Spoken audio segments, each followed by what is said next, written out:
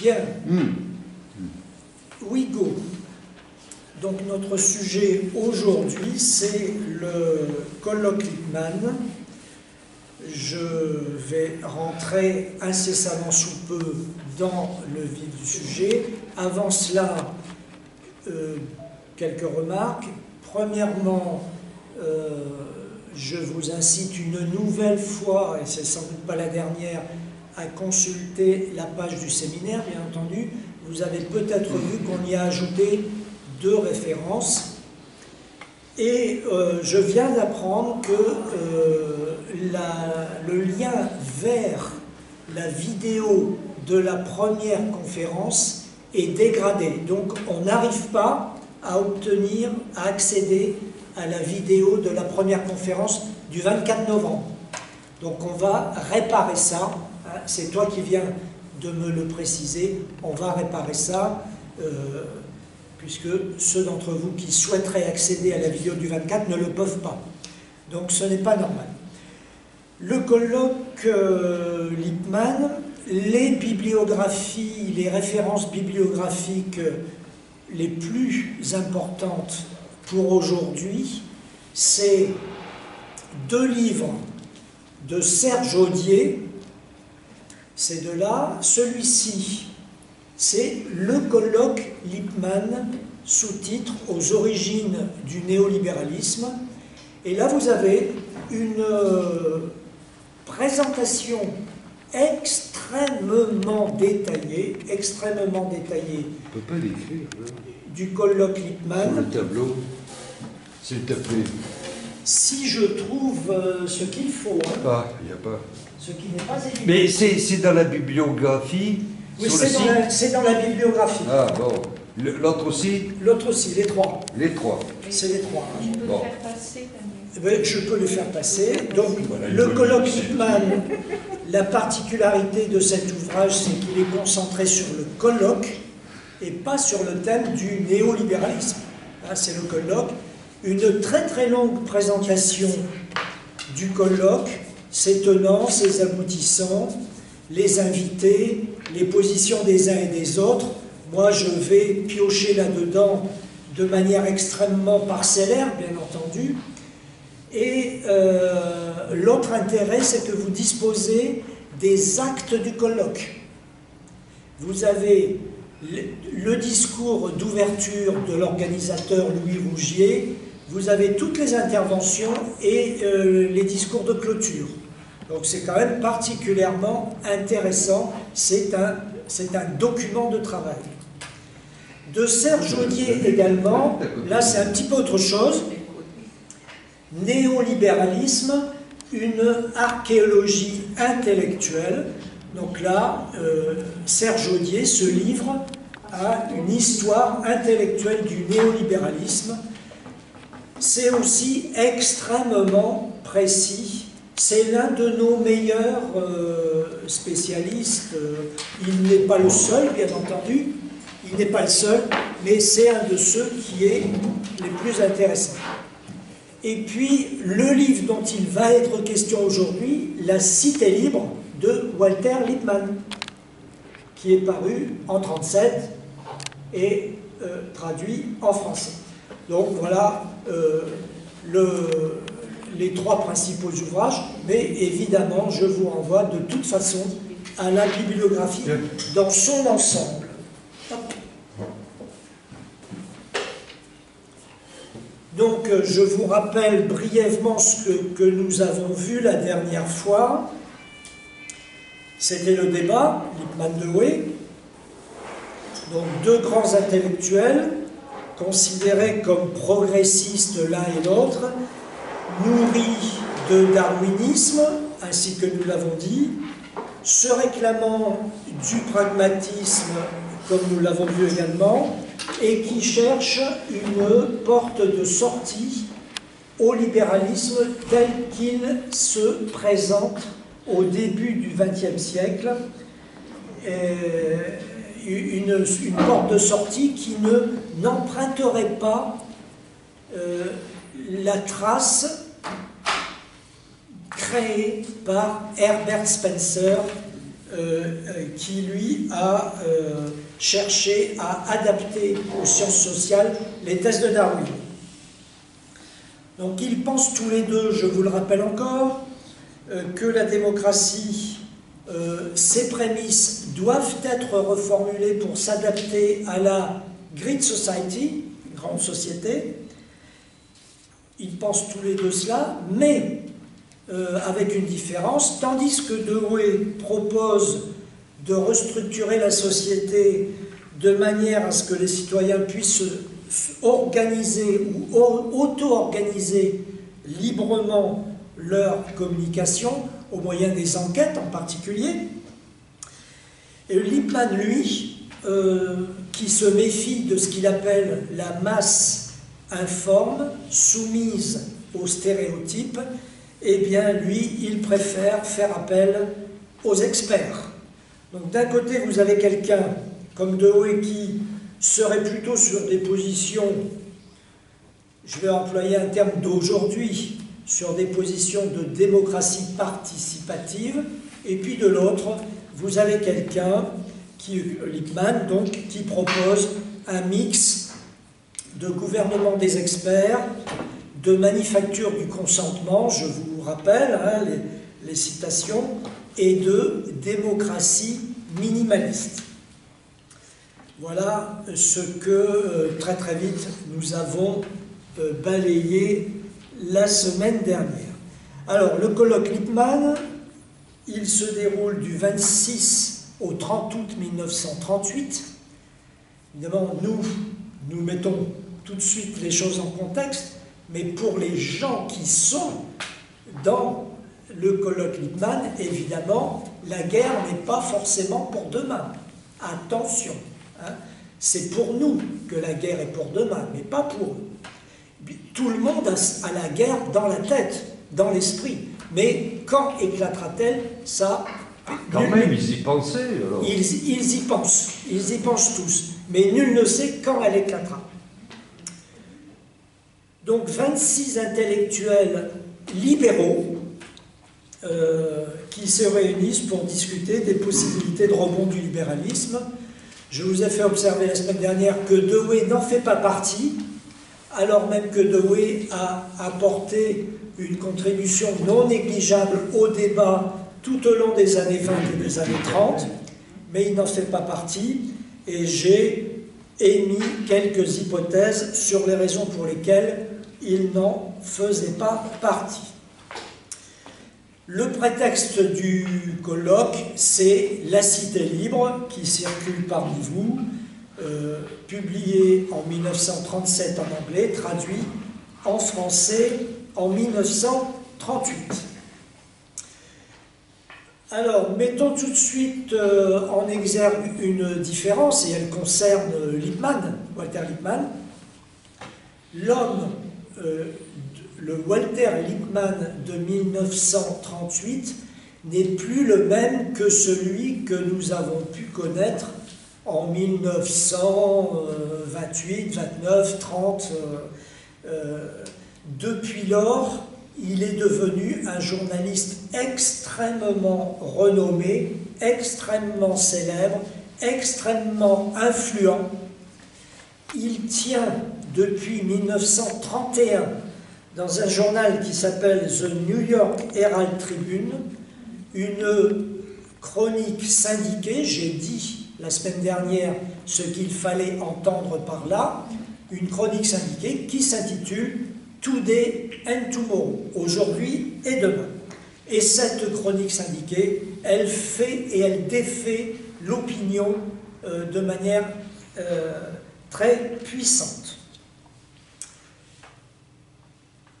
Notre histoire, on peut dire, elle commence en 1934.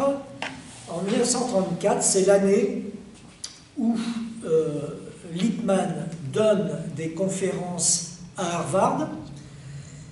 Et ces conférences, elles vont être publiées la même année, en 1934, sous le titre « The Method of Freedom », la méthode de la liberté. Dans cet ouvrage, qui selon François Denord constitue la première étape de la réflexion qui mènera à la cité libre, Lippmann constate l'impossibilité de restaurer l'économie mondiale sur la base des principes d'avant-guerre. Alors, pourquoi cette impossibilité? Eh bien, c'est parce que il y a un nouvel acteur qui a fait irruption de façon puissante dans le débat, et ce sont les peuples. Les peuples qui sont arrivés en masse dans le champ politique et qui ne croient plus en l'ordre antérieur. En outre, suite à la Grande Guerre, suite à la Première Guerre, les pouvoirs politiques et les pouvoirs économiques vont maintenant de concert. Je vous rappelle ce que nous avons pu dire sur le grand rôle qu'ont pu jouer les États pendant la guerre. Et les peuples, dit Lippmann, ne sont plus enclins à subir sans réagir les purges occasionnées par les cycles économiques. C'est à cette époque, donc les années 37-38, que Lippmann commence à s'intéresser aux travaux de Ludwig von Mises, dont il sera question quand on va parler d'ordolibéralisme, ou de Hayek, et aussi aux travaux de Hayek lui-même. Hayek, qu'est-ce qu'il fait à ce moment-là? En 37-38, il enseigne à la London School of Economics depuis peu. Il entretiendra d'ailleurs, Lippmann, une correspondance avec Hayek, une correspondance régulière et soutenue avec Hayek à partir de 1937. Dans La Cité libre, Lippmann dira de ces deux auteurs que leur critique de l'économie planifiée a apporté une nouvelle compréhension de tout le problème du collectivisme. Que faut-il entendre par cette formule sibylline? Eh bien, il faut entendre que la compréhension de tout le problème du collectivisme, il faut entendre qu'en fait, l'intervention de l'État mène et ne peut pas ne pas mener au collectivisme. C'est ça qu'il faut entendre sous la plume de Lippmann. On y reviendra aussi sur cette question à propos, cette fois-ci, de Hayek. Mon plan, il va être simplissime, il va comprendre trois parties. Dans la première partie, je vais vous faire une présentation du livre de Lippmann, La Cité libre, qui est l'objet du colloque. Donc il faut savoir de quoi on parle, de quoi on part. Donc une présentation de La Cité libre, et c'est là où je vais énormément utiliser la présentation de La Cité libre qui est faite dans le livre de Lippmann. Et puis, la deuxième partie, je vais vous donner quelques indications sur le colloque, mais évidemment quelques indications qui sont faisables dans le cadre qui est le nôtre. Vous avez vu le livre de Serge Audier sur le colloque, le nombre de pages qu'il fait, c'est une belle brique. Donc, une brève description du colloque lui-même, et puis je terminerai par ce qui est la production, ce qui a été la production du colloque, c'est-à-dire l'agenda du libéralisme. Donc, la Cité libre, les thèses de La Cité libre. On peut en distinguer 5 principales. La première, en premier lieu, Lippmann constate que le libéralisme, qui a été le moteur de la révolution industrielle au XIXe et jusqu'au début du XXe siècle, et qui a engendré la prospérité économique, eh bien, ce libéralisme, il n'est plus en odeur de sainteté depuis 1870, dit-il. Donc au moment où il écrit ça, ça fait presque 3/4 de siècle. Il constate également, Lippmann, qu'à côté de la prospérité, il y a eu aussi toute une série d'aspects extrêmement négatifs. Il les cite: la paupérisation, le déracinement, c'est-à-dire la prolétarisation, le refus des lois protectrices du travail par les patrons, bien entendu, etc. Enfin bref, le marché laissé à lui-même a bien du mal à gérer des cataclysmes comme les crises, mais aussi comme les guerres. Et Lippmann de dire, finalement, l'homme a été traité par l'industrie comme une chose au lieu d'être traité comme une personne. Dans ces conditions, dit Lippmann, il ne faut pas s'étonner des réactions de rejet de l'économie de marché et de la naissance aux horreurs d'un mouvement socialisant tendant vers le communisme. Le problème, dit-il, est que les réponses apportées à cette situation, à droite comme à gauche, elles sont illusoires. Alors, la réponse à droite, c'est quoi? C'est l'impérialisme et les monopoles. La réponse, l'impérialisme et les monopoles. Ah. La réponse à gauche, c'est quoi? C'est le collectivisme. N'oublions pas, encore une fois, je l'ai dit la fois dernière, hein, le stalinisme, ces années-là, 35, 36, 37, 38, etc., il est économiquement triomphant. Économiquement, bien sûr. Donc, Lippmann dit, toutes ces solutions sont illusoires, à droite comme à gauche, et dangereuses. Pourquoi dangereuses? Parce qu'elles font l'une et l'autre la part trop belle à l'État. On peut relever dès ce premier point, dès cette première thèse, l'originalité de l'apport de Lippmann. Elle consiste à dire la catastrophe totalitaire constitue une réaction à une autre catastrophe, celle du capitalisme historique. Lippmann est l'un des très rares auteurs à se livrer à ce type d'analyse, à brosser un tableau aussi sombre du capitalisme historique. Que ce soit sur le plan, sur tous les plans, que ce soit sur le plan économique, bien sûr, en premier lieu, sur le plan social, humain, moral, intellectuel, etc. Donc voilà la première idée. La deuxième idée, qui est directement branchée à la première, c'est de dire, Lippmann, qu'est-ce qu'il dit Lippmann? Il dit, la solution aux dérives du libéralisme n'est pas le rejet du libéralisme, mais son adaptation. Vous retrouvez, bien sûr, le fameux slogan « il faut s'adapter ». Son adaptation. Et là, Lippmann définit son projet. Il veut refonder le libéralisme contre ses déviations historiques. Alors, pour ce faire, dit-il, il faut distinguer le mot et la chose.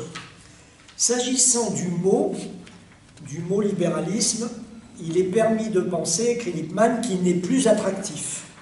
Qu'il constitue aujourd'hui un ornement fané, évoquant les sentiments les plus douteux.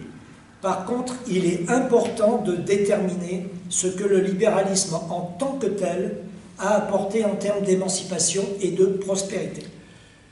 Il s'agit, dit Lippmann, de trouver la meilleure façon d'adapter la loi et la politique à un mode de production dans lequel le travail humain est spécialisé et qui rend en conséquence les individus et les sociétés de plus en plus dépendants les uns des autres dans le monde entier. En particulier, il faut renforcer les mécanismes de marché face au monopole. Là-dessus, dit Lippmann, Spencer n'a pas été à la hauteur. C'est la sacralisation du laisser-faire manchestérien qui est la cause de la déchéance du libéralisme et notamment de l'idée du libéralisme, le mot. À cet égard, la distinction ou la séparation entre un champ de l'économie relevant des lois naturelles et un champ de la politique relevant de la loi des hommes, eh bien, cette distinction n'est pas une bonne chose. C'est avec ces idées en tête que Lippmann va remettre donc l'ouvrage du libéralisme sur le métier. Sur ces bases, dit Serge Audier, Lippmann dresse un programme d'action qui reste fidèle aux valeurs philosophiques du libéralisme, tout en rompant avec les errements des libéraux historiques. Voici ce qu'en dit Lippmann dans La Cité libre, page 279. L'effet de ces réformes serait en effet avant tout de réduire considérablement les possibilités d'enrichissement par l'exploitation et par l'exercice de privilèges légaux. Ces termes s'attaquent à la source des gros revenus provenant des divers genres de monopoles, des droits exclusifs sur le sol ou les ressources naturelles, des mauvais marchés sur lesquels les ignorants et les faibles sont désavantagés. Au point de vue de l'économie d'échange, les revenus provenant de ces inégalités naturelles ne font pas légitimement gagner. Ils sont parasitaires, adventistes. Et si le monde réel était conforme à la théorie des économistes, ces revenus illégitimes n'existeraient pas. Ils ne représentent ni la rétribution du travail, ni la gestion, ni un intérêt du capital, ni les profits d'une entreprise, tels que les déterminent des marchés libres et équilibrés. Ce sont des tributs levés sur les salaires, les intérêts ou les profits en dénaturant ou en manipulant le prix du marché. Donc, vous le voyez, Lippmann critique le libéralisme, mais au nom même du libéralisme. Sur cette base, c'est sur cette base qu'il fait des propositions pratiques et concrètes. Les réformateurs du libéralisme doivent donc se proposer de rectifier la situation qui permet à ces revenus illicites de se former. Si leurs réformes sont produites et efficaces, il ne s'en formera plus. Or, nous avons vu qu'afin de rectifier cette situation, il faut engager d'énormes dépenses pour l'eugénisme et l'éducation, assurer la conservation du sol et des richesses naturelles qui constituent le patrimoine national, développer le patrimoine par les travaux de récupération, de lutte contre les inondations et la sécheresse, d'aménagement des cours d'eau, des ports et des routes, de développement de la houille blanche, d'améliorer des possibilités de transport et d'échange de marchandises et de services. Perfectionner les marchés en organisant des services de renseignement, d'inspection et autres. Assurer et indemniser contre les risques et les pertes dues aux transformations économiques et techniques. Il faut encore d'autres choses. Par exemple, fournir les possibilités de recréation qui ne peuvent pas exister dans les collectivités spécialisées et surpeuplées. Ces réformes, vous avez vu la liste, elle est longue, hein, il est assez précis et concret, Lippmann. Ces réformes passent par une réforme de la répartition des revenus et par une réduction des inégalités, que Lippmann détaille aussi. Nous n'allons pas vous les présenter, mais vous les trouverez dans le livre, pages 280, 281 et 284, 285. Il s'exprime également sur les services et sur les investissements publics. Et là, je vous renvoie aux pages 281 et 282. Ceci étant dit et ceci étant fait, pour que ces propositions ne risquent pas d'être mal interprétées, pour que nul n'y voie un brûlot contre le système libéral, eh bien, Lippmann prend une précaution. Il souligne dans tout un chapitre, à page 286 à 294, le conservatisme profond des réformes libérales qu'il préconise. Toujours cette idée, donc, de réviser radicalement le libéralisme en restant sur le terrain du libéralisme. Pour le dire autrement, revenir aux idées libérales, en fin de compte, mais peut-être de façon plus ou moins novatrice. Voilà pour la deuxième idée. La troisième idée, c'est celle qui concerne la conception des lois. Qu'est-ce à dire? La réalisation de l'agenda du libéralisme que préconise Lippmann suppose de revoir la conception des lois. Au lieu d'être conçues, comme c'est le cas à son époque, comme des commandements, des lois commandements, à l'image d'ailleurs de la tradition autoritaire anglaise qui remonte à la lutte contre la monarchie absolue, eh bien, Lippmann dit non, ces lois, elles devraient être regardées plutôt comme l'expression de relations entre des êtres humains ou des choses, d'ailleurs, conformément à la tradition libérale. Dans le premier cas, donc loi-commandement, le cas des lois-commandements, dans ce premier cas, on peut distinguer deux situations particulières différentes. La première situation, c'est de considérer la loi-commandement comme une relation entre une autorité surplombante et le peuple dans son ensemble. Et à ce moment-là, vous pouvez avoir, évidemment, si vous prenez l'ensemble de la population comme interlocuteur de l'autorité surplombante, vous pouvez arriver sur des configurations totalitaires, en fait. Alors que Lippmann, lui, préconise une conception de la loi comme relation entre des hommes et des choses, et dans son esprit, cela s'accorde avec une communication horizontale et qui, du même coup, devient individualisée, multidimensionnelle, qui est centrée sur les interactions entre les individus, lesquelles ne sont plus pensées en termes de masse. Et donc, la loi pour Lippmann doit procéder, eh bien, concrètement, de l'étude des faits, des données empiriques.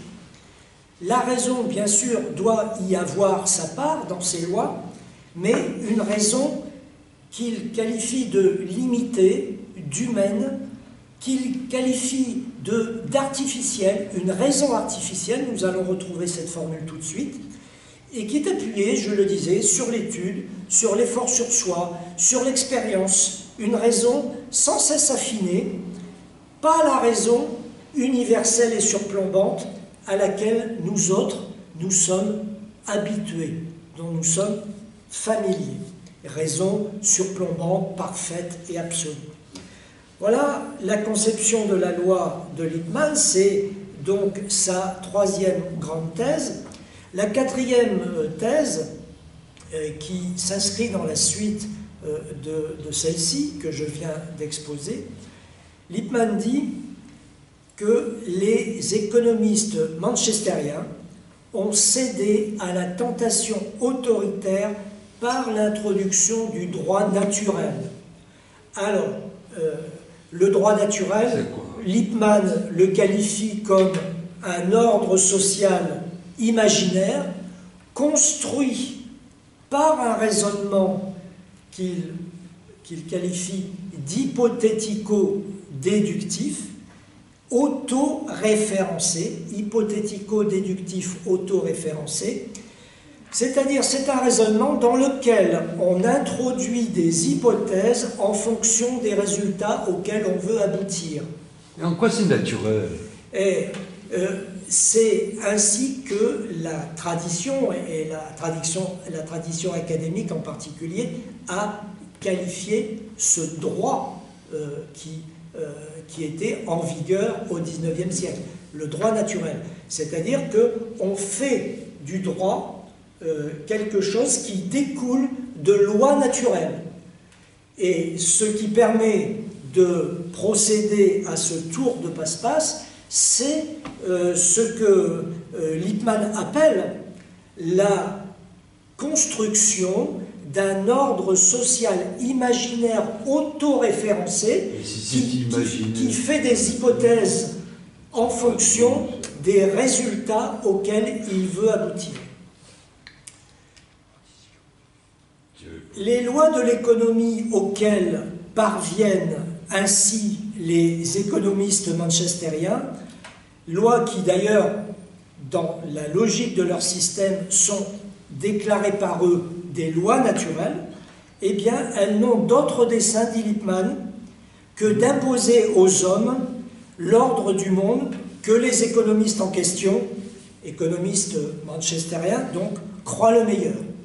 À cette conception, Lippmann oppose ce qu'il appelle donc, je le disais tout à l'heure, le droit artificiel, ce droit artificiel fondé sur la raison et orienté vers l'amélioration de l'état des choses, vers la gestion des différends, la gestion des crises, etc.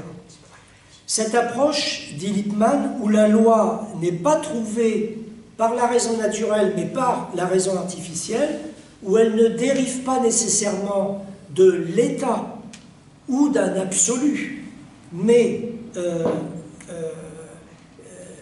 d'une prise en compte concrète et pratique des situations qui se présentent, eh bien, cette approche, elle est propre à limiter le despotisme de l'État ou du souverain. À cet égard, si Lippmann est favorable au régime présidentiel, et là je vous invite à rechercher les résonances actuelles, à cet égard, si Lippmann est favorable au régime présidentiel, parce qu'il pense qu'il est plus apte à poursuivre l'intérêt général dans la mesure où il est le plus apte aussi à contenir les intérêts particuliers, eh bien, Lippmann, en même temps, conçoit le rôle du Parlement comme une simple instance de contre-pouvoir et de contrôle, et non comme un organisme qui légifère à tout va. Donc là, vous voyez, on voit bien les résonances avec notre Cinquième République adorée. La cinquième grande idée de Lippmann dans La Cité libre, et c'est celle qui va le plus résonner avec le colloque lui-même, en particulier le moment de sa production, l'agenda du libéralisme, eh bien c'est justement la cinquième partie de l'ouvrage, c'est l'agenda du libéralisme. C'est Lippmann d'ailleurs qui utilise ce terme d'agenda du libéralisme qui va être repris par les membres, les organisateurs du colloque et les participants au colloque. Lippmann imagine un État habilité à légiférer partout, car tout est rapport et relation, mais à condition que les lois de cet État traitent de façon générale des rapports des hommes entre eux, à condition que les lois de cet État ne cherchent à donner de privilèges à personne. Au passage, il reproche aux États modernes de vouloir donner des privilèges à tout le monde, ce qui, d'après lui, ne peut que conduire à une impasse. À cet égard, sa préférence pour les experts ne vaut pas carte blanche pour les experts. C'est à relever. Lippmann ne veut pas que les experts, et l'État avec eux, sombrent dans le planisme, alors là je vous cite les mots-clés, les mots magiques de l'époque, hein, dans le planisme, dans le constructivisme et dans le, encore pire, le collectivisme, bien entendu.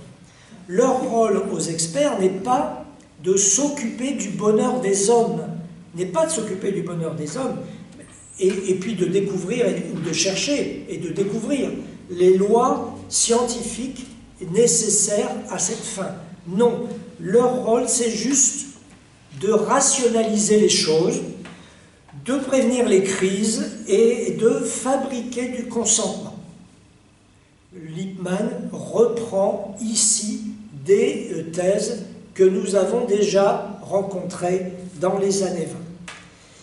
Il y a chez Lippmann incontestablement l'idée que le pouvoir doit être limité et contenu.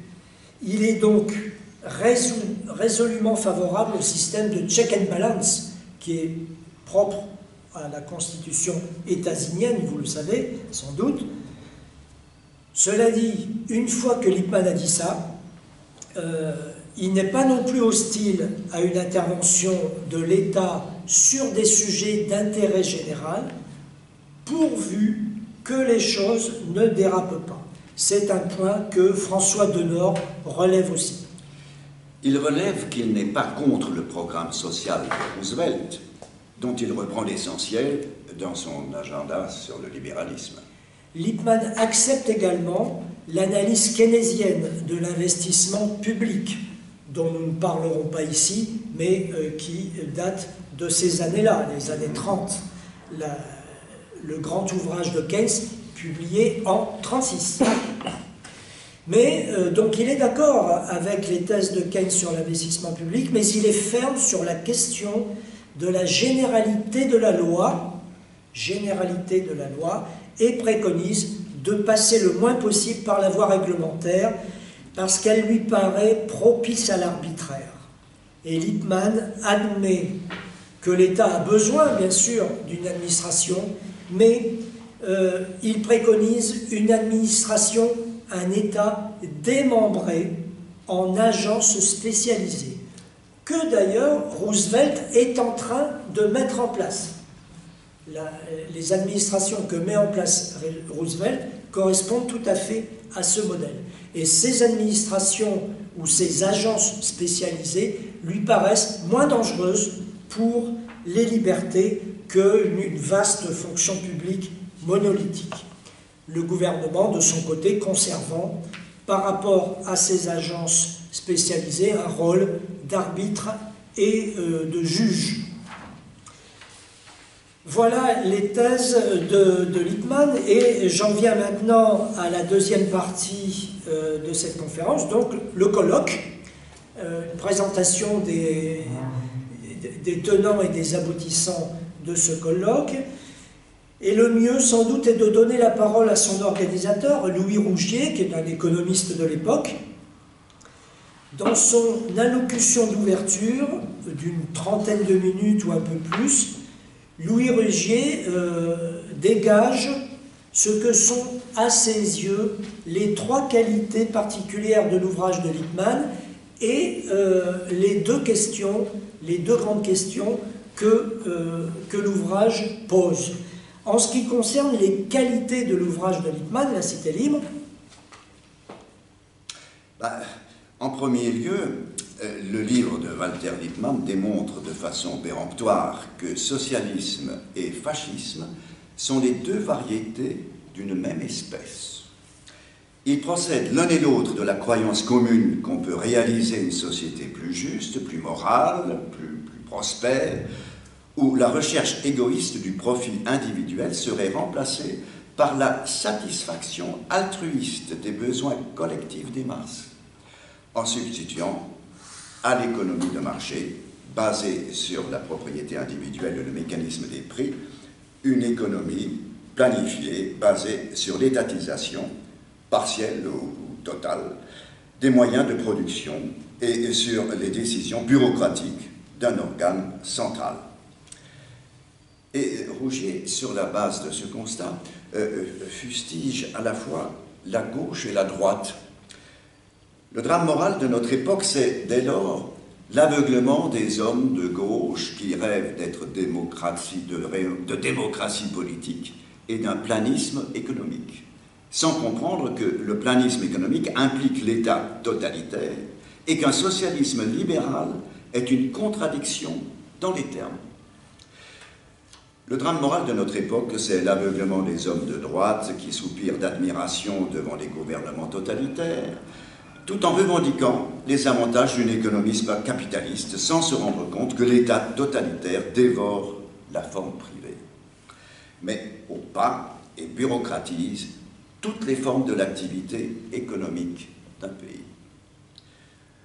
En deuxième lieu, Walter Lippmann montre, bien que le régime libéral n'est pas seulement le résultat d'un ordre naturel spontané, comme le déclaraient au XVIIIe siècle les nombreux auteurs des codes de la nature, mais qu'il est aussi le résultat d'un ordre légal qui suppose un interventionnisme juridique de l'État. Et là, Rougier emploie une métaphore promise à un bel avenir. Être libéral, ce n'est pas, comme le manchestérien, laisser les voitures circuler dans tous les sens, suivant leur bon plaisir, d'où résulteraient des encombrements et des accidents incessants.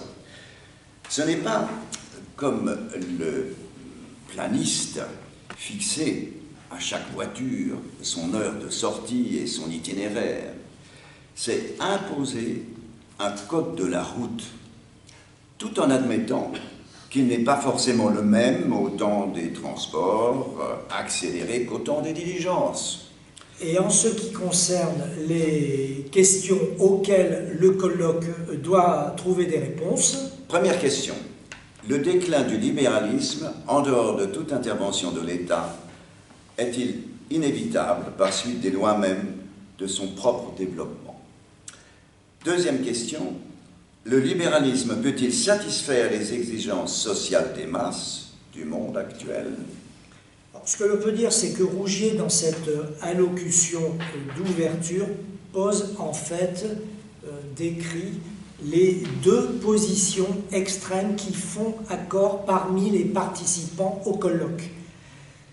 D'une part, tout le monde est d'accord pour dire que le temps du laisser-faire intégral est révolu. Et d'autre part, tout le monde est également d'accord pour critiquer Keynes, le planisme, le corporatisme, l'État-providence et encore plus, bien évidemment, le collectivisme.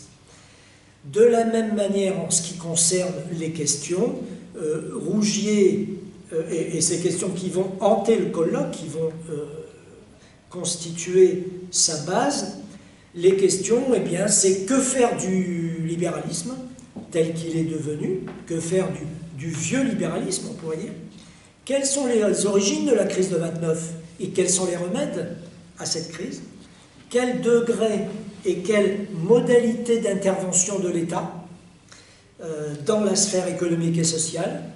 Dernière question. Pour le reste, voilà pour ce qui est des positions et des questions sur lesquelles il y a accord. Pour le reste, par contre, c'est-à-dire un vaste entre-deux, eh bien, ce sont plutôt les désaccords qui l'emportent entre les 26 participants. À un moment donné, d'ailleurs, pour vous donner un exemple, l'un des participants, Alexander von Rusthoff, acte les désaccords. Alexandre Rusthoff déclare « Il est indéniable qu'ici, notre cercle, deux points de vue différents sont représentés. Les uns ne trouvent rien d'essentiel à critiquer ou à changer plutôt au libéralisme traditionnel. Nous autres, nous cherchons la responsabilité du déclin du libéralisme dans le libéralisme lui-même. Et par conséquent, nous cherchons l'issue dans un renouvellement fondamental du libéralisme. » Alexander von Rusthoff dit les choses de manière un tout petit peu diplomatique, mais Louis Rougier indique qu'en coulisses, le même Rusthoff est bien plus cash.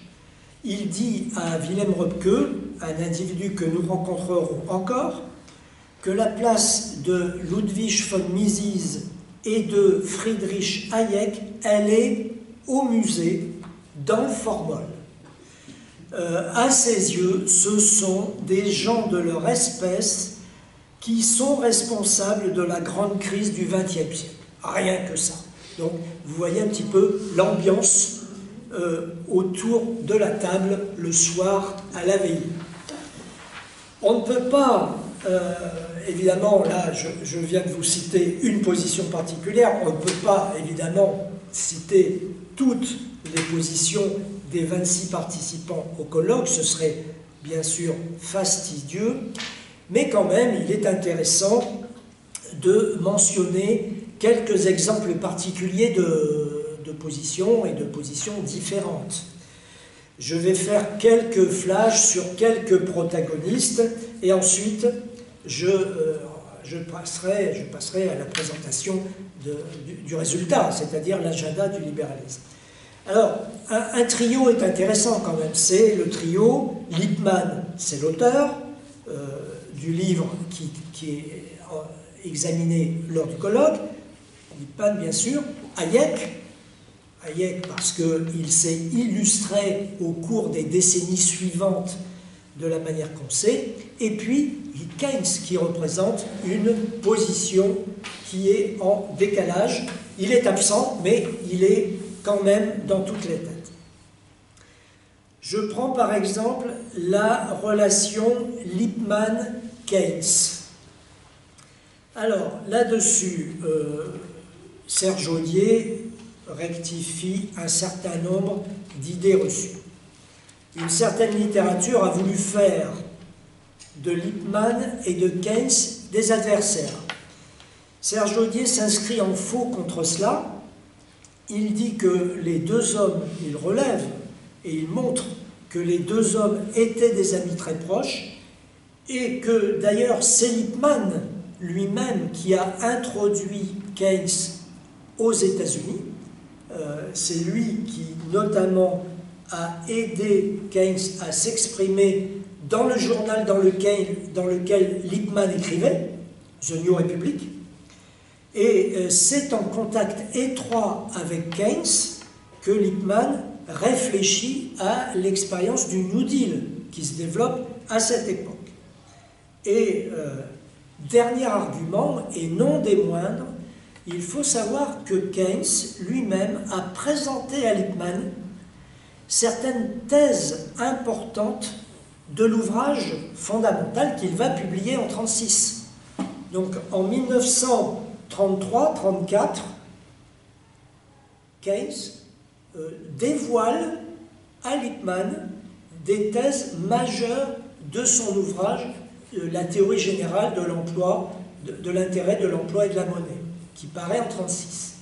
Et Lippmann va faire usage de ce scoop, on dirait aujourd'hui, va faire usage de ce scoop dans les conférences qu'il donne à Harvard en 1934.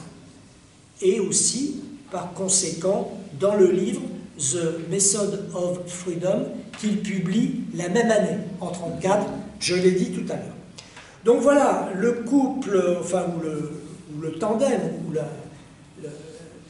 la relation entre Lippmann et Keynes ne doit pas être vue comme une relation entre des adversaires, mais bien plutôt comme une relation entre des concurrents ou des gens qui développent des idées peut-être différentes, mais qui peuvent s'articuler. Hayek et Keynes. Gilles Dostaler indique quelles sont les relations entre les deux hommes. Ils avaient des analyses du capitalisme radicalement opposées. Et se sont durement affrontés, mais tout en se respectant et en entretenant même des liens d'amitié. Par exemple, Hayek critique en 1931-1932 le traité sur la monnaie que Keynes a publié en 1930. Il le critique âprement. Mais Keynes lui répond que ses positions sur la question ont déjà évolué et Hayek ne renouvellera pas ses critiques, il ne va pas rentrer dans un débat prolongé avec Keynes. Et cela va durer comme ça pendant toutes les années 30 et même les années 40. Hayek et Keynes ne vont pas s'écharper sur les questions économiques.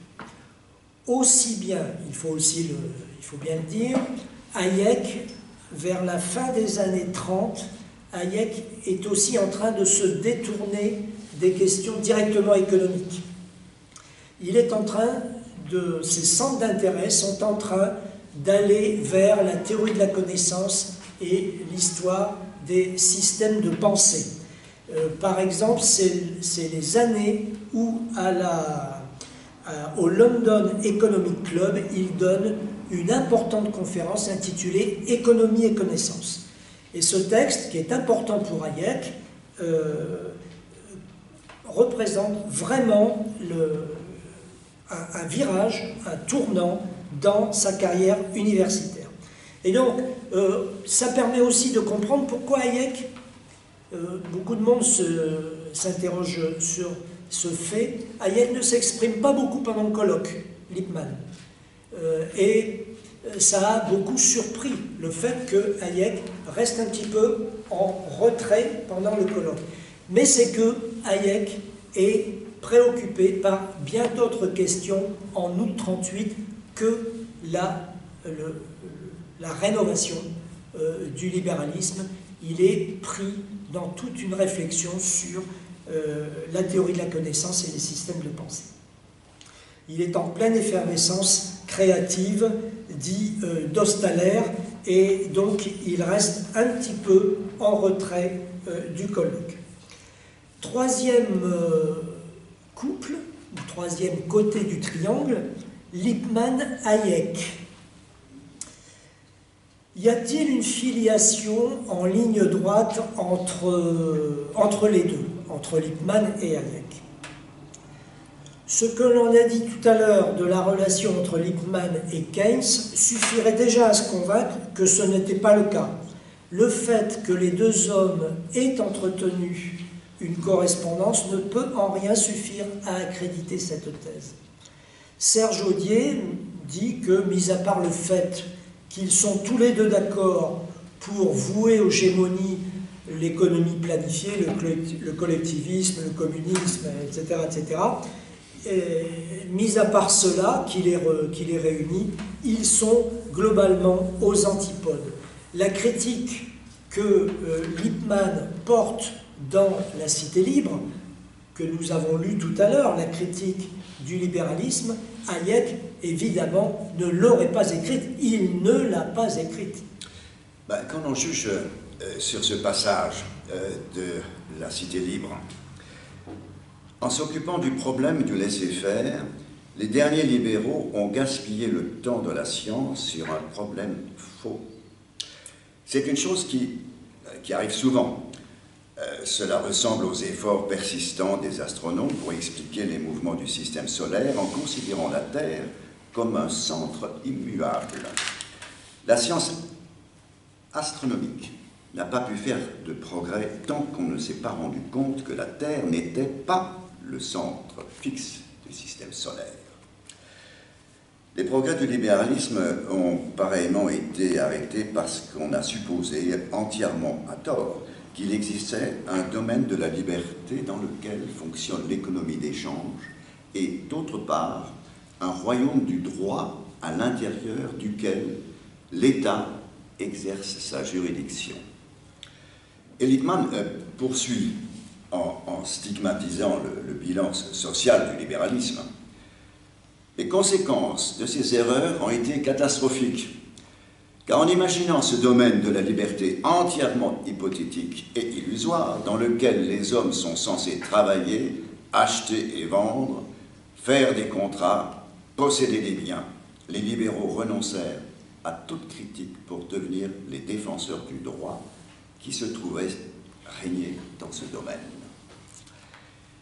Ils devinrent ainsi des apologistes obligés de tous les abus et de toutes les misères qu'ils contenaient. Ayant admis qu'il n'y existait pas de loi, mais un ordre naturel venu de Dieu, ils ne pouvaient enseigner que l'adhésion joyeuse ou la résignation stoïque. En fait, ils défendaient un système composé de vestiges juridiques du passé et d'innovations intéressées, introduites par les classes de la société les plus fortunées et les plus puissantes. Voilà pour le diagnostic que fait Lippmann. Il comporte donc un livre noir du libéralisme, dont Hayek ne partageait pas le moindre mot, mais en même temps, cela ne fait pas de Lippmann non plus un anti-libéral, loin de là. Lippmann veut sauver le libéralisme, mais il veut le refonder contre ces déviations historiques, nous l'avons vu. Quant à ces propositions de réforme, généralement qualifiées de réformistes, entre guillemets, nous les avons vues tout à l'heure, elles sont très différentes de celles que Hayek a pu faire de son côté. Les thèses sur lesquelles le colloque va plancher sont très radicales pour ce cénacle de libéraux. Alors, le colloque va se conclure par l'adoption d'un agenda du libéralisme. Nous y venons.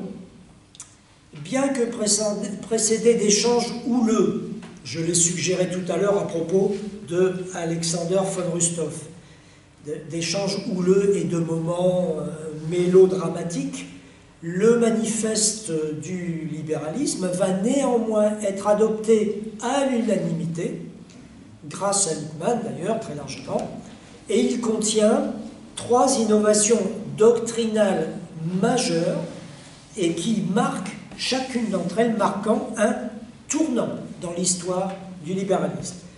Premièrement, l'État se voit reconnaître un rôle de régulateur juridique. C'est à l'État qu'incombe la responsabilité de déterminer le régime juridique qui sert de cadre au libre développement des activités économiques. C'est quelque chose, il faut bien mesurer, hein, nous sommes en 1938, c'est quelque chose qui jusqu'alors n'a jamais été posé noir sur blanc. Attention, ça se faisait quand même dans la réalité des choses. Dès la fin du XIXe siècle, bien entendu, et même avant, hein, l'État, mais surtout à la fin, disons la Troisième République, pour nous en tout cas, la Troisième République a posé tout un tas de politiques qui allaient dans le sens de l'intervention de l'État. Mais c'était sans la théorie en amont. Deuxième grande innovation doctrinale, les attributions que les libéraux concèdent classiquement à l'État, elles sont élargies. Un État libéral peut et doit percevoir par l'impôt une part du revenu national et en consacrer le montant au financement collectif de la défense nationale, les assurances sociales, les services sociaux, l'enseignement, la recherche scientifique. Plus largement, un droit d'intervention est reconnu à l'État pour 3 raisons. Les prix du marché sont affectés par le régime de la propriété, public-privé, et des contrats, public-privé, d'intérêt public ou pas, qu'il faut donc réglementer. B. L'utilisation maximale est un bien social, mais n'est pas nécessairement le seul qui doit être recherché. C'est, 3e point, même lorsque la production est régie par le mécanisme des prix, les sacrifices qu'implique le fonctionnement du système, c'est-à-dire les fonctions collectives, peuvent être mis à la charge de la collectivité par l'impôt. Donc encore une fois, il faut bien mesurer la révolution doctrinale que cela représente. Ces choses-là, même si elles, encore une fois, elles ont déjà été posées dans des politiques publiques pratiques et concrètes. Elles ont déjà été faites, mais elles n'avaient encore jamais été théorisées. Qu'est-ce qu'on peut penser de cet agenda? Qu'est-ce qu'on peut penser de cet agenda on va dire par rapport au postulat du libéralisme, bien entendu. Je crois qu'il faut évoquer 4 points. Le premier point, donc, c'est le recours au mécanisme des prix comme principe organisateur de l'activité économique. Donc, appelons ça le fondamentalisme de marché. C'est le seul mécanisme, et tous les auteurs sont d'accord là-dessus, du colloque, tous les participants du colloque, c'est le seul mécanisme qui permet de faire un bon usage des moyens de production et de maximiser la satisfaction des désirs des hommes. Premier postulat du libéralisme que l'on retrouve dans cet agenda. Le deuxième postulat, c'est la responsabilité de l'État pour instaurer un cadre marchand et le sécuriser juridiquement. Le colloque souligne très clairement, dit Serge Audier, que les positions d'équilibre qui s'établissent sur les marchés sont affectées par le cadre juridique dans lequel se déroule la vie économique. Troisième postulat que l'on retrouve, c'est la nécessité du libéralisme politique, à qui il revient d'établir des lois, de voter des lois. Et le quatrième postulat, c'est la possibilité pour un régime libéral de poursuivre des fins sociales et de prélever dans ce but une partie de la richesse nationale par l'impôt. On peut encore interroger l'agenda du colloque sous l'éclairage des deux grandes questions de la philosophie politique. Première grande question classique de la philosophie politique, jusqu'où le gouvernement s'ingère-t-il dans les affaires? Et là, le colloque apporte une réponse qui n'est pas du tout minimaliste, puisque l'État se voit reconnaître des compétences. Encore une fois, je l'ai déjà dit, je le répète, il se voit reconnaître des compétences par la doctrine, mais il les exerçait déjà depuis plusieurs décennies. La deuxième question classique de la philosophie politique, qui me gouverne? Et là, le manifeste, l'agenda du libéralisme du colloque ne répond pas. Il ne répond pas. Il ne répond pas. On peut supposer que puisque à la première question, il répond qu'il y a une responsabilité de l'État, qu'il y a une possibilité de fin sociale, qu'on peut prélever l'impôt, etc., qu'il y a tout un tas de politiques publiques possibles, on peut supposer que partant de là, certaines formes démocratiques sont concevables, sont pensables, mais là, l'agenda du libéralisme ne répond pas directement à la question. La raison, c'est probablement qu'il a été possible de justesse de produire un accord sur les questions économiques et sociales, mais que c'était sans doute hors de portée du colloque sur les questions politiques, démocratiques, en fait. En particulier, quand il dit qu'avec le néolibéralisme, ce qui est recherché, c'est comment on peut régler l'exercice total du pouvoir politique sur les principes d'une économie de marché. Donc finalement, ce qu'on peut dire, pour résumer encore, c'est que le colloque, il arrive à se mettre d'accord sur la question du marché, comment le mettre au centre, comment le sécuriser sur le plan juridique, etc., et qu'il laisse dans l'ombre la question démocratique, ou bien qu'il la remet à plus tard, et on peut supposer encore que le jour où elle viendrait à être mise à l'agenda, à l'ordre du jour, eh bien, que les participants du colloque pensent que la question démocratique devrait être abordée sous les contraintes de l'économie de marché. Voilà. On sait, du reste, on sait par leurs écrits que la grande majorité des participants au colloque déplorent l'irruption des masses dans la vie politique, dans la vie publique, dans l'espace public. Tous pensent que dans nos sociétés complexes, il faut s'en remettre aux élites. Bon, mais encore une fois, ça n'est pas dit, donc je m'en tiens là dans les hypothèses et dans les suppositions. Et bien des sociétés différentes sont concevables à partir des principes du manifeste, et la grande diversité des profils des signataires de l'agenda du libéralisme le suggère immanquablement, mais bon, la motion de synthèse proposée par Lippmann, eh bien, elle a réussi, miraculeusement à déterminer des thèses communes et ainsi à rallier tous les suffrages. En tout cas, personne parmi les 26 n'a vu dans la motion de synthèse rédigée par Lippmann, personne n'a vu, n'a détecté ou n'a trouvé des propositions qui étaient radicalement orthogonales avec les siennes.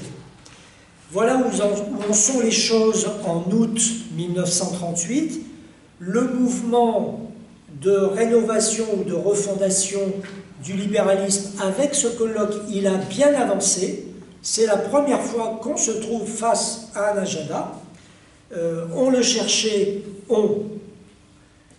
disons, les uns et les autres, les différents auteurs qui s'y sont collés au cours des 30 ou 40 années précédentes, le cherchaient, cet agenda, sans jamais y parvenir.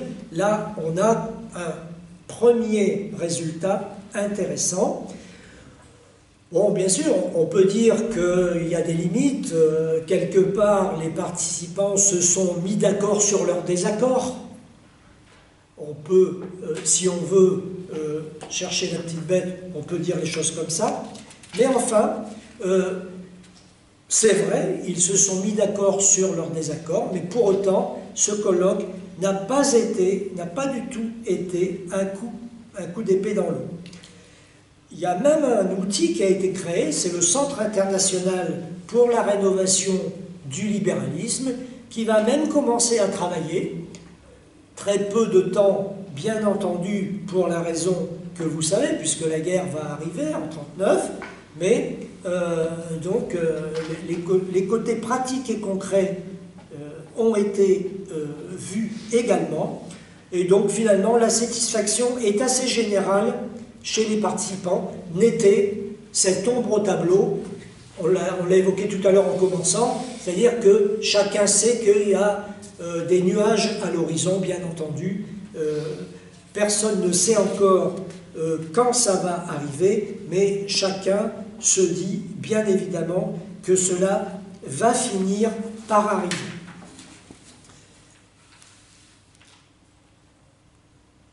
Pour se résumer, la fin du libéralisme est actée, en principe, pas encore dans les faits, bien entendu, mais en principe tout au moins, elle est actée. Dans les faits, c'est différent, je l'ai dit plusieurs fois, des politiques d'éducation, de santé, d'assurance sociale sur les routes, etc., existaient déjà. La doctrine, quelque part, s'aligne donc sur les faits. Pour autant, les interventions de l'État, redisons-le, doivent être strictement encadrées. La question démocratique n'est pas approfondie, mais on vient de dire que les écrits personnels des participants nous donnent une idée de ce qu'ils pouvaient en penser.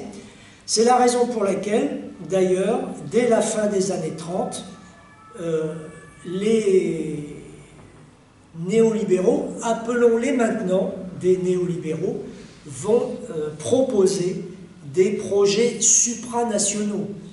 Par exemple, Jean Monnet, père de l'Europe, propose une fédération franco-britannique en juin 40.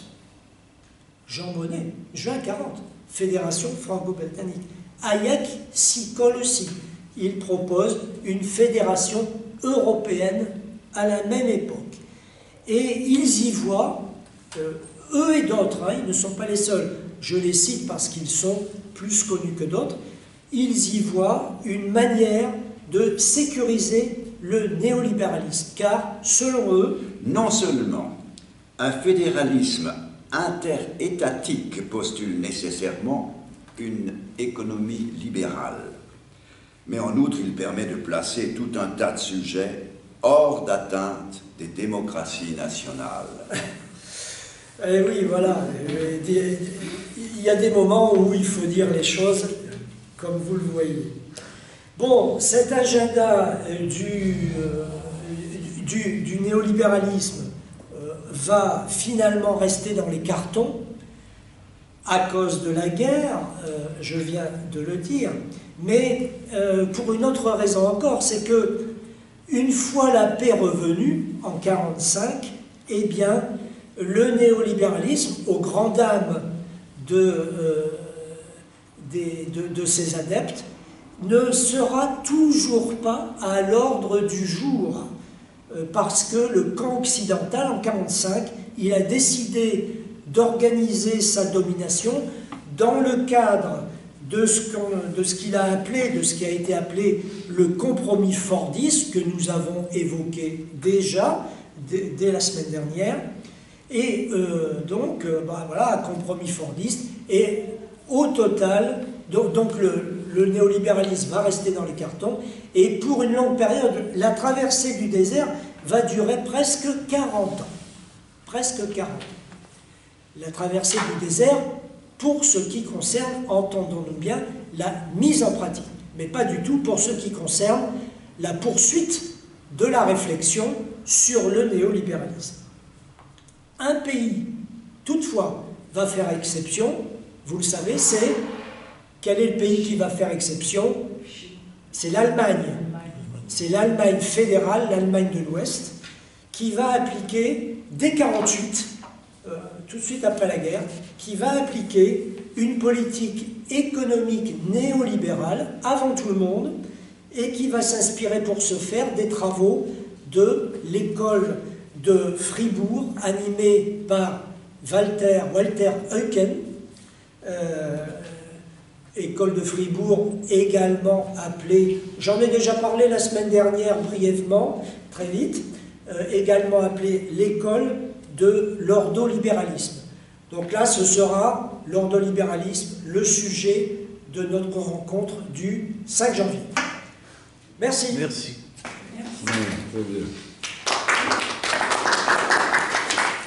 Le 16 janvier, alors. 5 et 12. 5 et 12. Après la dinde.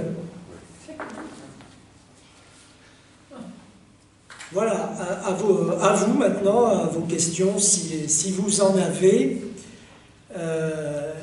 ou bien des propositions, des suggestions à faire pour faire vivre la page sur le séminaire. Aujourd'hui, moi je me pose la question, est-ce qu'on n'est pas à l'orée d'une remise à nouveau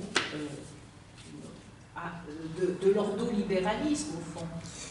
Est-ce qu'on ne fait pas la même chose, mais avec ce qui a été créé, comme tu dis, par rapport à l'Allemagne et ce qui a été ensuite développé après la guerre? Alors, il y a une tendance ou une sensibilité qui s'exprime depuis plusieurs années et qui est portée en particulier par Patrick Artus. Qui est Patrick Artus? C'est le chef économiste de Natixis. De Natixis. C'est un organisme financier, une banque que je ne connais pas très bien. Et Natixis publie régulièrement des notes de réflexion sur l'économie, le social, essentiellement l'économie et le social, la banque, la finance, etc. Et donc Patrick Artus, il est le responsable, le chef économiste de Natixis, et il publie beaucoup de livres. Beaucoup de livres. Il en a au moins une demi-douzaine à son actif depuis 10, 15, 20 ans. Et il vient de publier, il y a 1 an ou 2, un livre qui s'intitule « La dernière chance du capitalisme ». Et que je vous recommande, je crois qu'il est dans la bibliographie.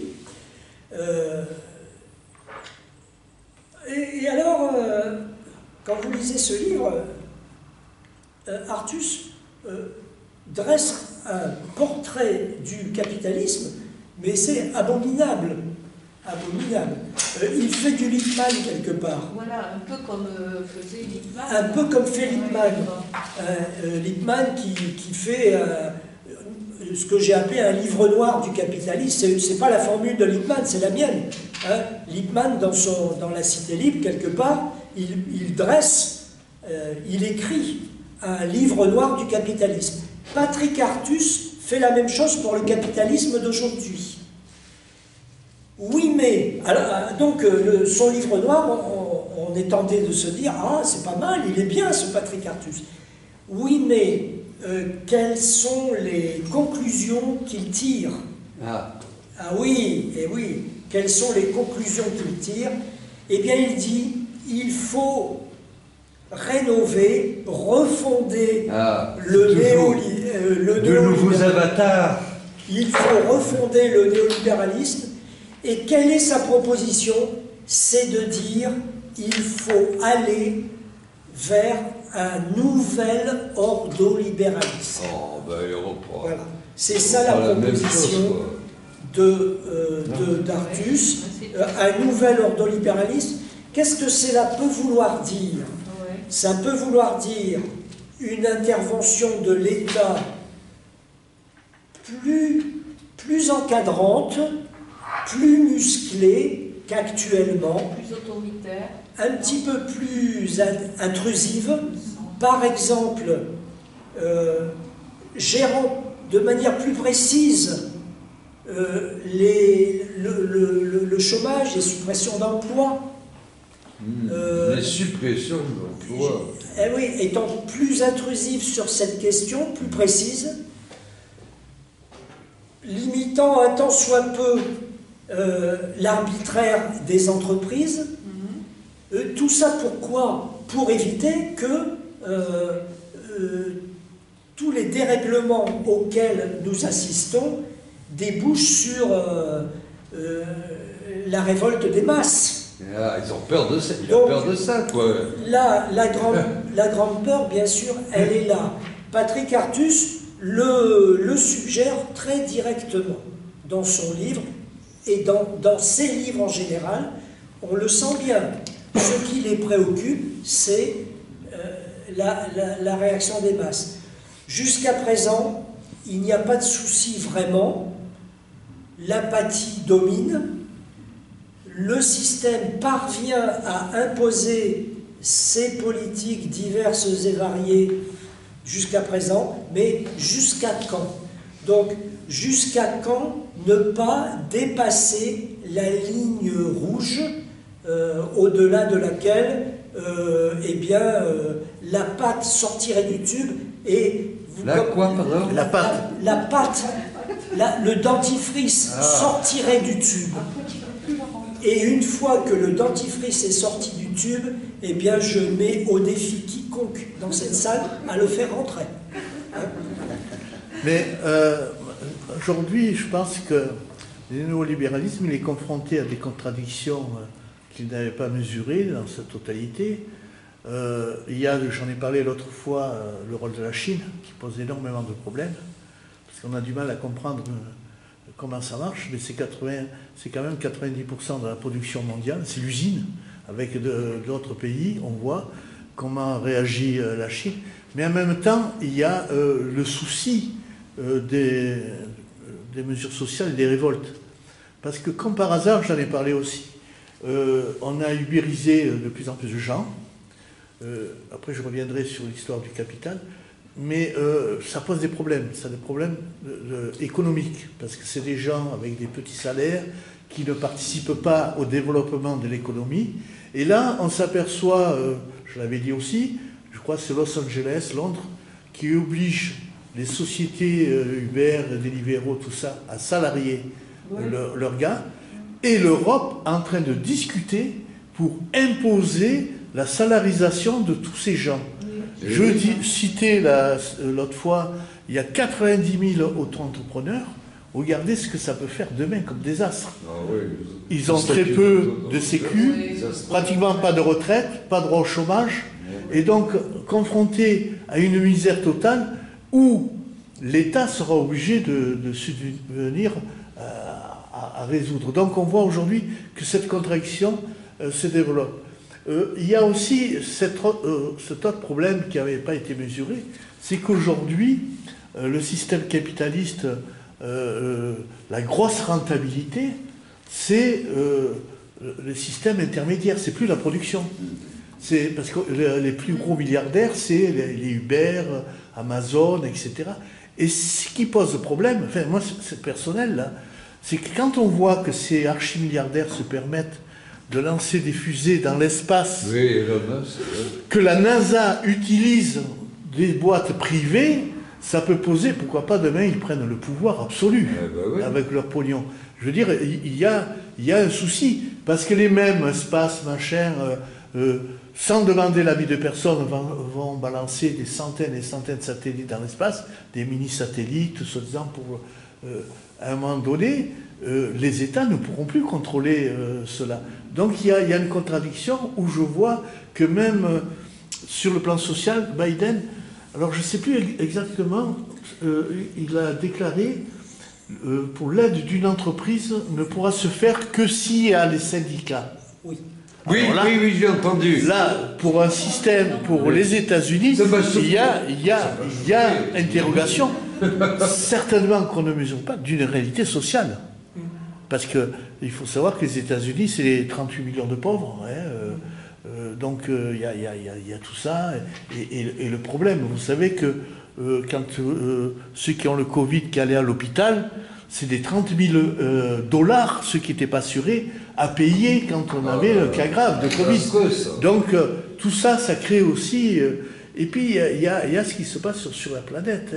Bon, je parle de la Chine parce que je suis un peu de plus en plus compris, mais grâce à mon fils, mais il y a une réalité. Regardez l'Afrique. L'Afrique, il y a un dirigeant occidental qui a dit, je crois que c'était à France Inter, qui disait, mais... et il y a aussi un représentant de la Chine qui disait, mais vous les Occidentaux, qu'est-ce que vous avez fait l'Afrique? Vous avez pris ce que vous avez eu besoin, vous n'avez rien construit. Nous, par contre, tant de milliers de kilomètres de route, tant de barrages, tant d'universités. Alors ça ne veut pas dire que c'est un impérialisme. Ça ne veut pas dire qu'ils vont se servir. C'est une bonne façon de se mais c'est donc là aussi pour le capitalisme, le néolibéralisme, ça leur pose problème parce que c'est un capitalisme incontrôlable pour eux. Donc il y a effectivement une difficulté, une contradiction comme tu le dis. Qui n'était pas prévu dans leur réflexion. Les pays développés... Ils ont déjà vexé le Laos. Les pays développés voient s'accroître à vue d'œil chez eux les sans-abri, les pauvres, y compris des pauvres qui sont qui travaillent un petit peu dans l'emploi, qui travaillent. Il y a une proportion de sans-abri qui travaillent qui n'est pas du tout négligeable, qui ne me revient pas là tout de suite, mais qui n'est pas du tout négligeable. Et donc les pays développés voient tout cela se développer. Et en même temps, en Chine en particulier, la grande misère, elle a été éradiquée. Ça n'est toujours pas un pays développé, bien entendu, mais c'est un pays où, on le voit bien, il y a des millions, on a envie de dire presque des milliards de personnes qui sont sur la voie du développement personnel, du développement économique et social. Après, évidemment, il est d'usage, quand on discute de toutes ces choses, de discuter de la question démocratique, bien entendu. Bon, je la laisse de côté, mais juste pour dire qu'on est face à une civilisation qui, depuis, je ne sais pas, 5-6 000 ans, se développe de son côté et complètement à part des pays occidentaux, même de la Russie, etc. Donc là, il faut aussi comparer ce qui est comparable. Mais donc il y a cette contradiction et que le système doit gérer. Et donc, elle fait partie de cette réflexion qui, me semble-t-il, est en train de germer. Pour le moment, elle n'est pas encore évidente, mais il me semble qu'elle pourrait constituer une caractéristique de la phase qui va venir. Et peut-être que la présidentielle sera l'occasion pour les dominants de dévoiler leurs idées à cet égard, c'est-à-dire une nouvelle phase du néolibéralisme, un nouvel ordolibéralisme.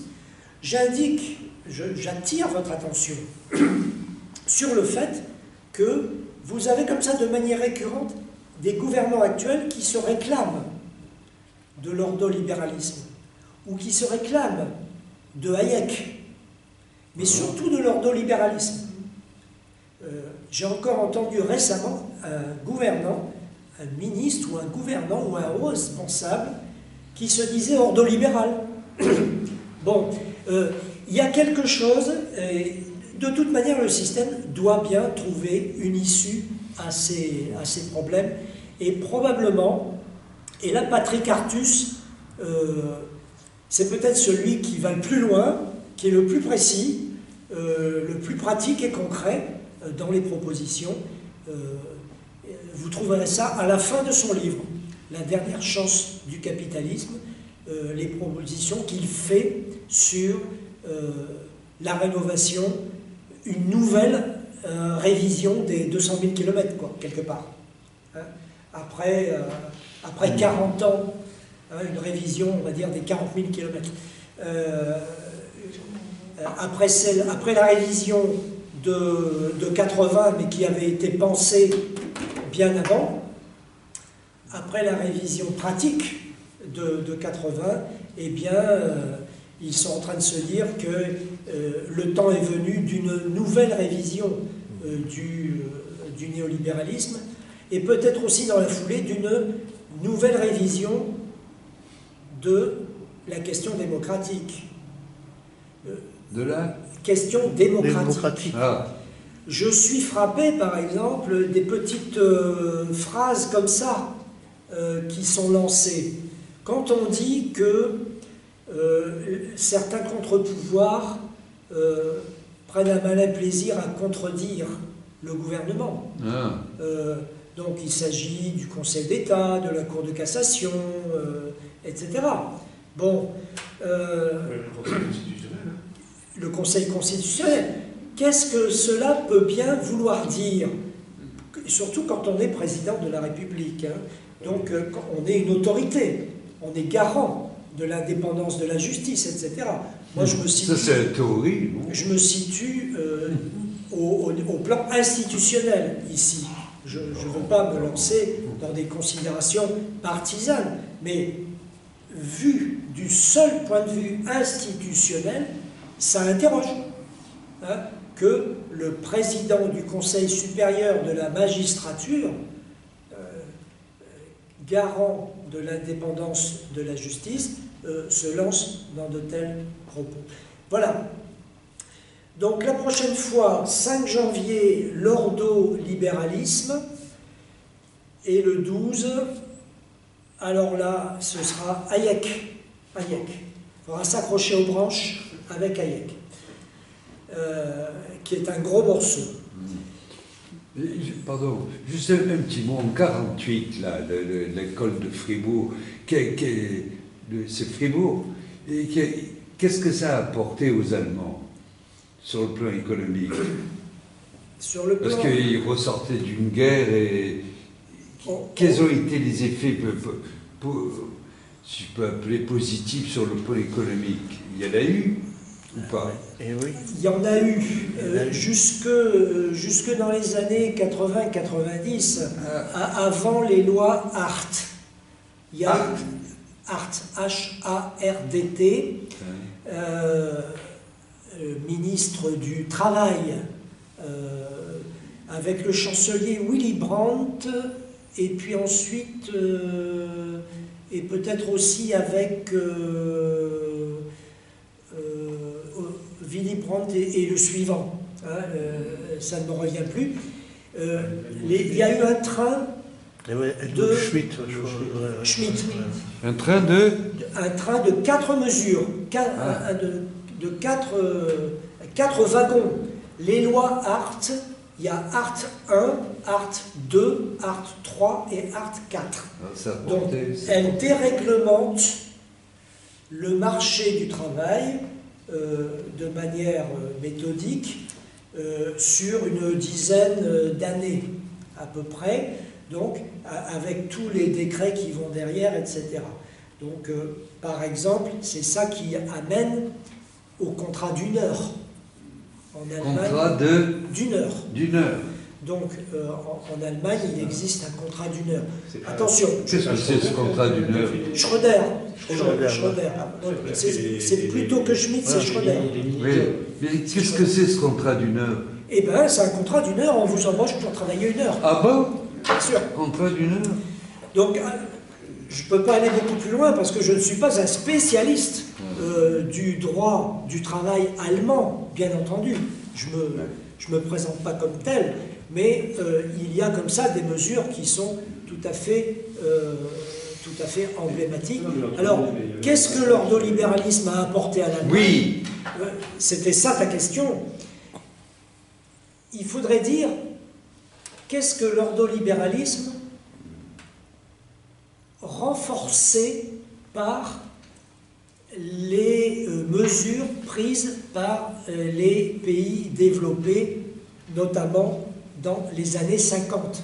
Parce que les vertus de l'ordolibéralisme en tant que tel n'auraient sans doute pas suffi à créer ce qui a été dénommé le miracle allemand. Oui. Bien. Elles ont été possibles, ce miracle allemand, il a été possible, il ne faut jamais l'oublier, parce que en 1953... Il y a le plan Marshall. Oui, c'est moi, il y a le plan Marshall aussi. Le plan Marshall et l'effacement de la dette allemande. Ah. En 1953... Qui c'est qui a décidé ça? Et ce sont les puissances occidentales vainqueurs de la Deuxième Guerre. Les États-Unis, la Grande-Bretagne, la France ont décidé ça. Ah, parce qu'ils se sont rappelés de ce qui s'était passé en 1918. Eh bien peut-être, oui, bien sûr. Il y a le drame de la Grèce quand même, l'or de la Grèce. On leur a reproché il n'y a pas longtemps de ne rien faire, etc. On les a jamais, les nazis ont piqué tout l'or de la Grèce. Bon. Donc quand on dit qu'est-ce que l'ordolibéralisme a apporté, moi je dis il faut se demander qu'est-ce qu'il a apporté, mais renforcé par l'effacement de la dette de 53. 90% de la dette quand même. Hein. 90% de la dette. 53. Elle était colossale. Parce que n'oubliez pas que jusqu'à la fin de leur vie, ceux qui sortaient des camps, ils touchaient des pensions. Moi, j'ai connu des amis qui touchaient, à l'époque, c'était en francs, 35 000 francs par mois, que l'Allemagne a payé jusqu'aux années 90. Enfin, mais il y avait une autre raison, c'est qu'on leur avait interdit d'avoir une structure militaire. Et ça, pour un État, c'est une grosse économie, comme le Japon. S'ils ont pu se développer comme ils sont développés, il n'y avait pas ce budget très contraignant. Il faut savoir, j'indique encore une chose qui est importante. J'ai dit que l'ordolibéralisme avait été mis en œuvre à partir de 1948. Bien. Mais il faut savoir que cet ordolibéralisme n'a pas produit de résultats probants pendant les 4 premières années, les 4-5 premières années. Il y a eu la hausse des prix, parce que les prix avaient été libérés. C'était l'un des grands points de doctrine de Ludwig Erhard. Il y a eu la hausse des prix, et Erhard n'a pas reculé sur cette réforme-là, de la libération des prix, et il y a eu du chômage, etc., etc. Il n'y a pas eu le miracle économique entre 48 et 53. Les choses ont changé à partir du moment où la dette a été effacée. en 53. Ah, même parce que pendant l'occupation des nazis, ils ont pillé la France. Et toute cette dette-là, ils n'ont pas eu, je veux dire, à rembourser une dette vis-à-vis de la France, du pillage de la France. Si, ils avaient une dette à rembourser. Eh ben oui, mais Ils l'ont pendant toute l'occupation, la France a dû payer. Ils l'ont remboursé pendant quelques années, je crois 4 ou 5 ans. En Et même temps, le souvenir de la guerre de la fin de la guerre de 14, Eh ben oui, 14, là, oui, bah oui. Ça a incité à la ça a retenue. incité Oui, j'ai compris, à oui. remettre Oui, la dette. Parce Oui, que ils n'ont pas voulu que ça recommence. un élément de la montée du nazisme. C'est aussi la raison pour laquelle l'occupation de la Rhénanie, de la Ruhr, par la France, après la Deuxième Guerre, a été... les États-Unis ont fait comprendre à la France qu'il fallait qu'ils se retirent. qu'il fallait qu'ils se retirent, que ça ne pouvait pas durer. Il fallait que l'Allemagne retrouve sa souveraineté sur la Ruhr, parce qu'on voulait, les États-Unis. Ah, les États-Unis, oui. Les États-Unis, hein, bien sûr. Le on. Je connaissais quelqu'un qui disait toujours « on est un con ». Oui. Hein, dire « on », ce n'est rien dire. Hein. C'est dire une bêtise. C'est dire quelque chose, commencer par une bêtise. Donc, les États-Unis souhaitaient que l'Allemagne retrouve sa souveraineté sur la Ruhr pour qu'elle puisse développer son industrie houillère et sidérurgique qui est fortement présente dans la Ruhr, et parce que aussi les États-Unis commençaient à être confrontés à une guerre, c'était la guerre de Corée. Ah, la guerre de Corée. C'était la guerre de Corée. Bon, ils avaient un intérêt quelconque, là. Et pour la guerre de Corée, dans le cadre de la guerre de Corée, les États-Unis avaient besoin de l'Allemagne. Voilà, c'est ce que je dis, ils avaient intérêt. D'où l'effacement de la dette, d'où la fin de l'occupation de la Ruhr. Et d'où aussi le fait que les États-Unis ont fermé les yeux sur la mise en œuvre de l'ordolibéralisme en Allemagne, alors même que pour la planète, pour les pays développés, ils avaient décidé de ne pas aller dans cette direction, et au contraire de mettre en place le compromis fordiste.